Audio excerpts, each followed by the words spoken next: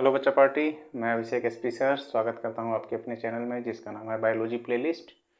तो चलिए, जो हम लोगों ने 12th की सीरीज़ शुरू की हुई है डीएनए वाला चैप्टर में, तो उसमें हम लोगों ने काफ़ी रीडिंग्स पढ़ चुके हैं, मतलब कवर किए हैं। चलो ठीक है, थोड़ा फॉर्मल हो रहा है। तो आज हम लोग जो पढ़ने वाले हैं सीधे टॉपिक पे आ रहा हूँ, डीएनए फिंगरप्रिंटिंग, या उसी को हिंदी में लिखा है डीएनए अंगुली छापी।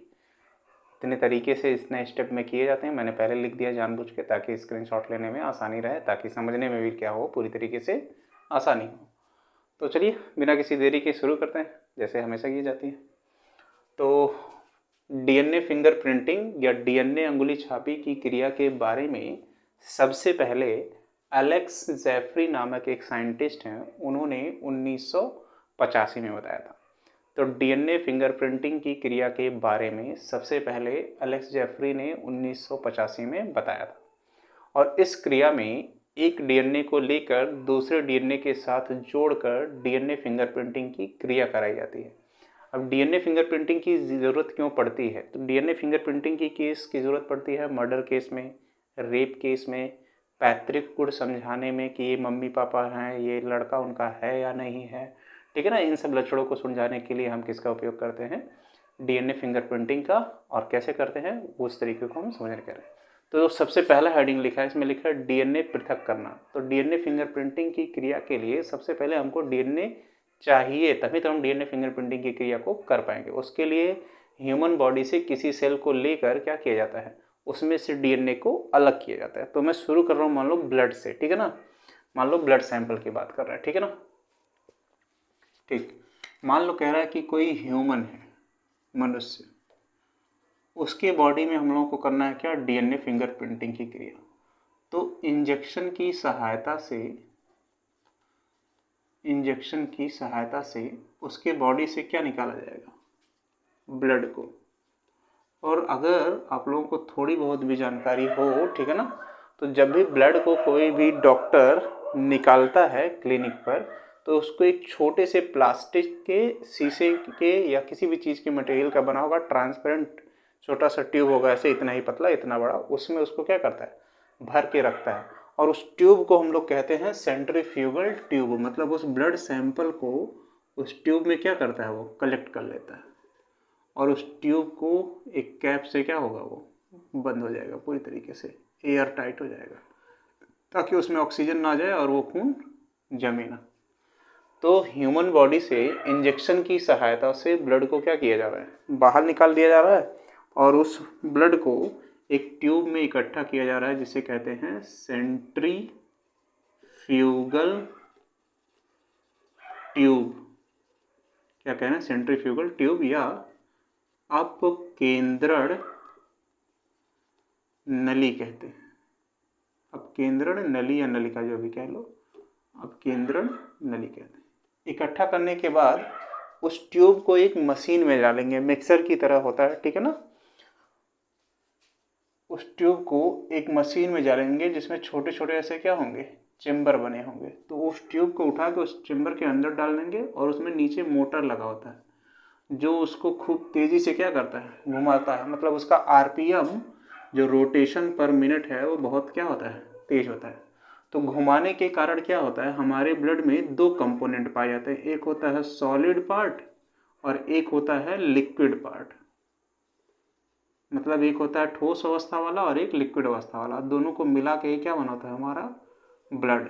तो जो लिक्विड वाला अवस्था होता है हमारे ब्लड में, उसको कहते हो प्लाज्मा, ठीक, जो होता है कितना, 55%।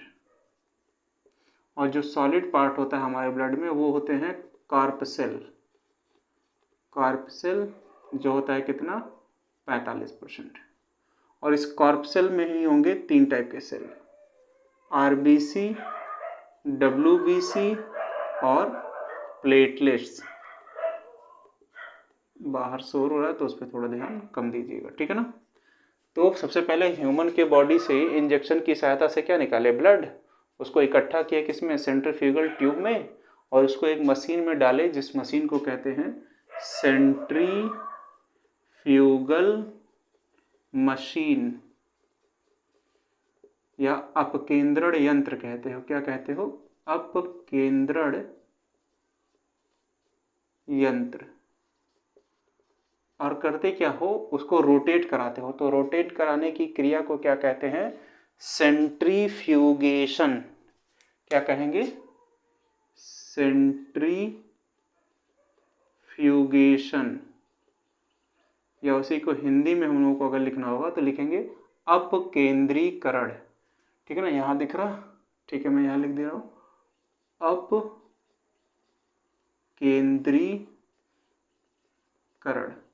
मतलब उसको मशीन में रोटेट कराने या घुमाने के प्रोसेस को ही क्या कह रहे हैं, सेंट्रीफ्यूगेशन या अपकेंद्रीकरण। तो घुमाने के कारण होगा क्या, जो सॉलिड पार्ट होगा वो नीचे बैठ जाएगा, किसमें, सेंट्रीफ्यूगल ट्यूब में, और जो लिक्विड पार्ट है वो क्या हो जाएगा, ऊपर। तो सॉलिड पार्ट में क्या आया, आरबीसी, डब्ल्यूबीसी और प्लेटलेट्स, और लिक्विड पार्ट में क्या आया, प्लाज्मा। तो आरबीसी में वैसे भी न्यूक्लियस नहीं होता है, तो हम लेंगे किसको, डब्ल्यूबीसी के एक सेल को। तो इसके सेल के बीच में क्या होगा, न्यूक्लियस, और न्यूक्लियस में ही क्या होता है, क्रोमोसोम, और क्रोमोसोम में ही क्या होता है, डीएनए। तो न्यूक्लियस है, तो इस आरबीसी के सेल का आउटर लेयर क्या होगा, सेल मेम्ब्रेन, और इसमें पाए जाएंगे इसके अंदर क्या, सेल ऑर्गेनेल्स, सेल ऑर्गेनेल्स। अब इसमें डालेंगे हम एक एंजाइम जिसका नाम है लिटिक एंजाइम। तो लिटिक एंजाइम का काम है कोशिका के कणों को सड़ा गला कर क्या करना, नष्ट करना, जिसके कारण हमें क्या मिल जाएगा, एक डीएनए, और वो भी कौन सा, डीएस डीएनए या डबल स्ट्रैंड डीएनए, या इसी को कहेंगे लीनियर डीएनए। तो इस तरीके से मनुष्य के शरीर से कोशिकाओं को लेकर उसमें डीएनए को क्या किया जाता है, अलग किया जाता है, जिसमें एक सैंपल लिए थे किसका, ब्लड का।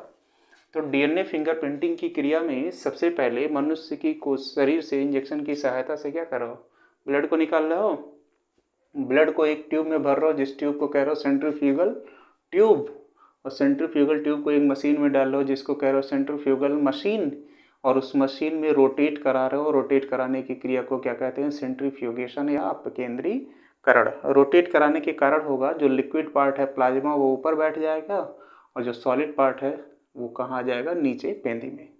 फिर पीपेट एक मशीन होती है ऐसे, उसमें से दबाओगे तो वो शक करता है।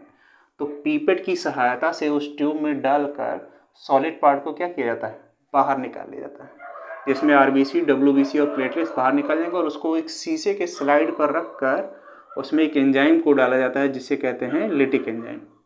लिटिक एंजाइम क्या करेगा, उस कोशिका के सेल मेम्ब्रेन को और सेल ऑर्गेनेल्स को, मतलब कोशिका के कणों को सड़ा गला कर क्या करेगा, नष्ट कर देगा, जिससे हमें मिल जाएगा क्या, एक डीएनए। अब इस डीएनए को लेकर हम कराएंगे डीएनए फिंगरप्रिंटिंग की क्रिया। तो डीएनए को पृथक करना, ये पहला हेडिंग इस तरीके से। अब करना क्या है, दूसरे हेडिंग में हम लोगों को डीएनए को काटना है। तो यहाँ तक तो पहला स्टेप था, ठीक है ना, ये मान लो पहला स्टेप था। अब स्टार्ट हो रहा है यहाँ से क्या, दूसरा स्टेप। तो डीएनए को काटने के लिए हम एक एंजाइम का उपयोग करेंगे, जिस एंजाइम का नाम है रिस्ट्रिक्शन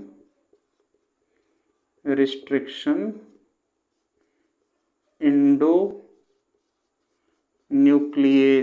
जिसे हम डीएनए की कैंची भी कहते हैं। क्यों, क्योंकि इसकी सहायता से डीएनए को क्या किया जाता है, काटा जाता है। अब डीएनए की सब संरचना हम पढ़ा रहे थे आपको, डबल हेलिक्स संरचना। तो डीएनए में हाइड्रोजन बॉन्ड को क्या कर रहे थे, काउंट कर रहे थे। और डीएनए में जो नाइट्रोजनस बेस पेयर होते हैं वो पाए जाते हैं किसमें, विलोम पदों में, विलोम पदों में, या इसी को हम लोग लिखे थे पैलिंड्रोम की अवस्था में। मैं एक बार फिर से समझा दे रहा हूँ, विलोम पद या पैलिंड्रोम क्या है। मान लो मैं यहाँ बना दे रहा हूँ, तो ये जो डीएनए है मान लो ऐसे, और ये नाइट्रोजनस बेस पेयर है।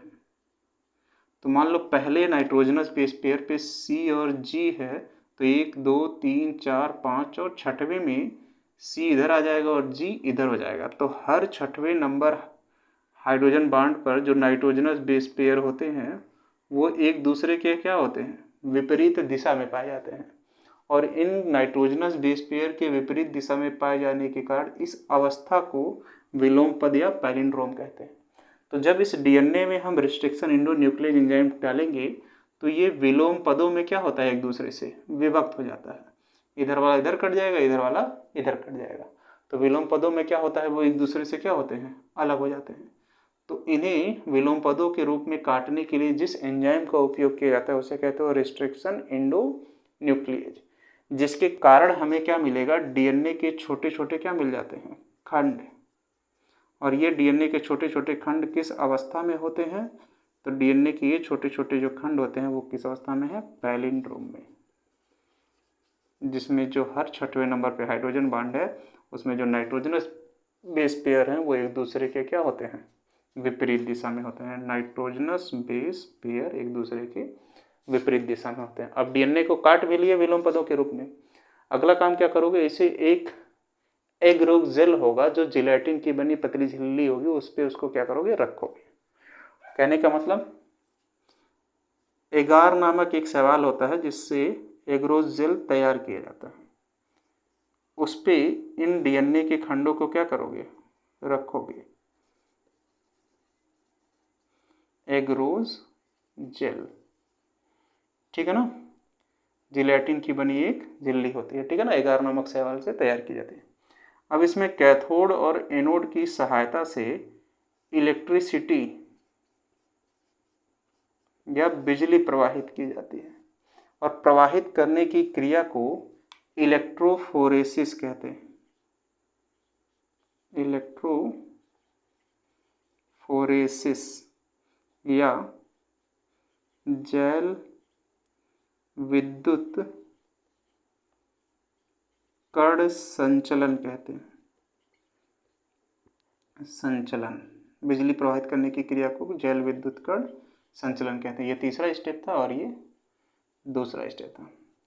तो जैल विद्युत कण संचलन की क्रिया कराने के कारण होता क्या है, इसके बीच का, यहाँ कट नहीं था, नहीं, इसके बीच का,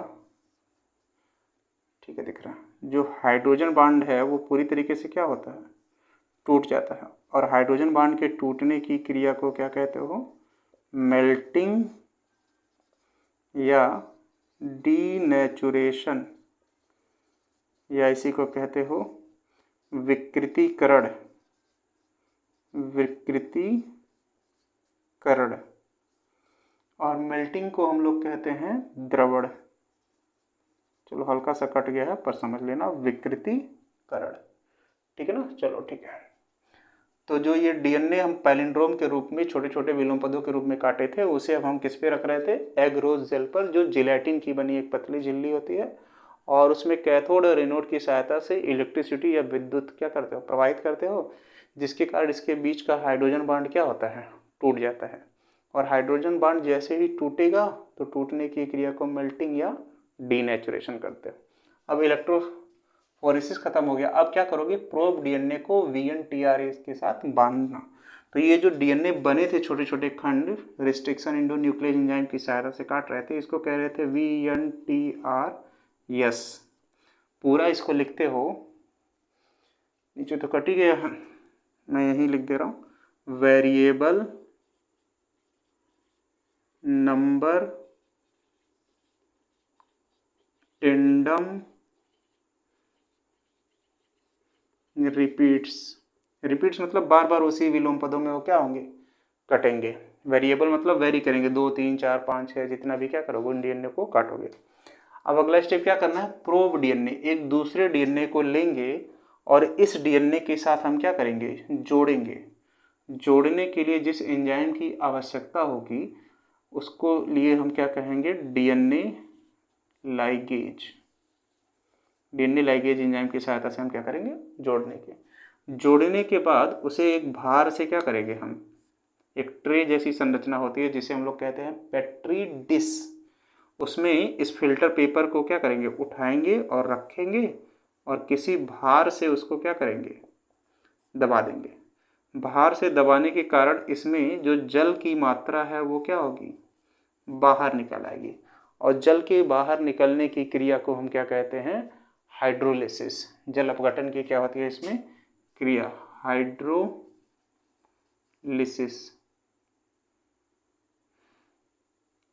हाँ, हाइड्रोलिसिस। की क्रिया होती है। जो जल होगा उससे क्या हो जाएगा, बाहर निकला। अब उसमें से जब उसको निकालेंगे तो इस फिल्टर पेपर पर हमको काले रंग के बैंड दिखाई देते हैं। क्या दिखाई देते हैं, बैंड। किस कलर के, ब्लैक। और इसी ब्लैक कलर के बैंड को किसी दूसरे डीएनए के साथ जोड़कर हम क्या कराते हैं, डीएनए फिंगरप्रिंटिंग की क्रिया। और इस क्रिया को जब जिस विधि द्वारा किया जाता है उसे कहते हैं सदर्न ब्लॉटिंग। सदर्न ब्लॉटिंग, ठीक। इस क्रिया को हम क्या कह रहे हैं, सदर्न ब्लॉटिंग। और इसे कहते हैं सीधे सीधे डीएनए फिंगरप्रिंटिंग। तो सीधे सीधे डीएनए फिंगरप्रिंटिंग की क्रिया के बारे में सबसे पहले एलेक्स जेफरी ने 1985 में बताया था। इस क्रिया में मनुष्य के डीएनए को लेकर डीएनए फिंगरप्रिंटिंग की क्रिया कराई जाती है, जिसका उपयोग रेप केस, पैतृक गुण समझाने या मर्डर केस या ऐसे ही जिसमें हम कह रहे हैं कि डीएनए फिंगरप्रिंटिंग की जरूरत पड़ेगी उसको सुलझाने के लिए उपयोग कर रहे हैं। इस क्रिया में मनुष्य के शरीर से सबसे पहले डीएनए को क्या किया जाता है, प्राप्त किया जाता है, जिससे उसके बाल, नाखून, त्वचा, स्पर्म, ओवम, बहुत सारे बॉडी के सेल्स होते हैं जिनसे डीएनए को प्राप्त किया जाता है। तो जिसमें मान लो मैं एग्जांपल ले रहा हूँ किससे, ब्लड से। तो डीएनए फिंगरप्रिंटिंग की क्रिया टोटल कितने स्टेप में पूरी होती है, 5।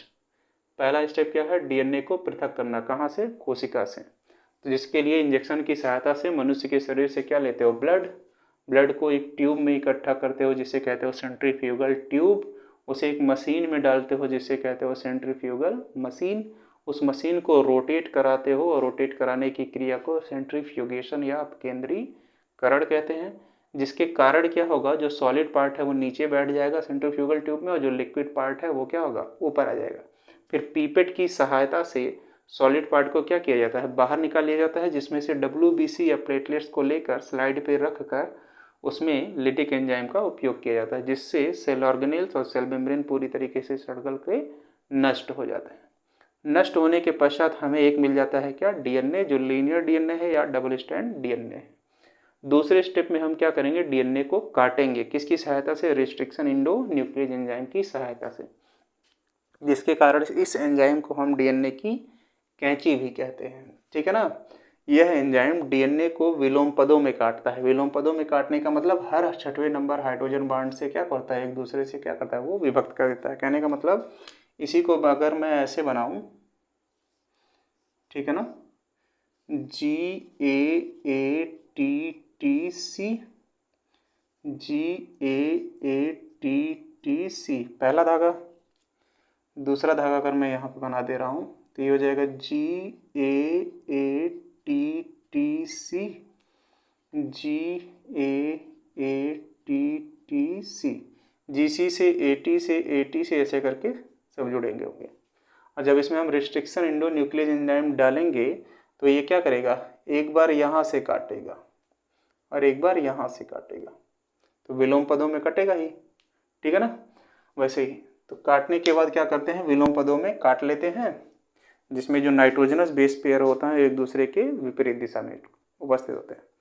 प्राप्त डीएनए को, ठीक है ना, क्या कहते हैं, वेरिएबल नंबर टेंटम रिपीट्स कहते हैं, जिसे इलेक्ट्रोफोरेसिस की क्रिया द्वारा एग रोज सेल पर क्या करता है, स्थापित किया जाता है, जिसमें इलेक्ट्रिसिटी प्रवाहित की जाती है किसकी सहायता से, कैथोड और एनोड की सहायता से। और प्रवाहित करने की क्रिया को इलेक्ट्रोफोरेसिस या जैल विद्युत कण संचलन कहते हैं, जिसके कारण इसके बीच का हाइड्रोजन बांड टूट जाता है और प्राप्त फिल्टर पेपर को लेकर किसी पेट्री डिश में किसी भार से दबा दिया जाता है, जिससे क्या होता है, उसमें इसका जल बाहर निकल आता है और किसी दूसरे डीएनए के साथ डीएनए लाइगेज एंजाइम की सहायता से जोड़ दिया जाता है। और फिर उसमें एक्सरे किरणें प्रवाहित की जाती हैं, जिसके कारण हमें काले रंग के क्या दिखाई देते हैं, बैंड दिखाई देते हैं, और जिनका उपयोग हम डीएनए फिंगरप्रिंटिंग की क्रिया में करते हैं।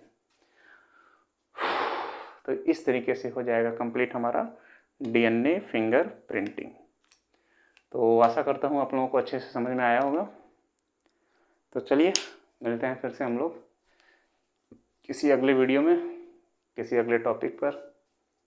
तब तक पढ़िए, वीडियो को देखते रहिए, सब्सक्राइब करिए और भी जो भी चीज़ें हैं सब्सक्राइब तो मतलब ज़रूरी है, तो उसको ज़रूर करिए, ठीक है ना। चलिए ठीक है, फिर मिलते हैं, बाय।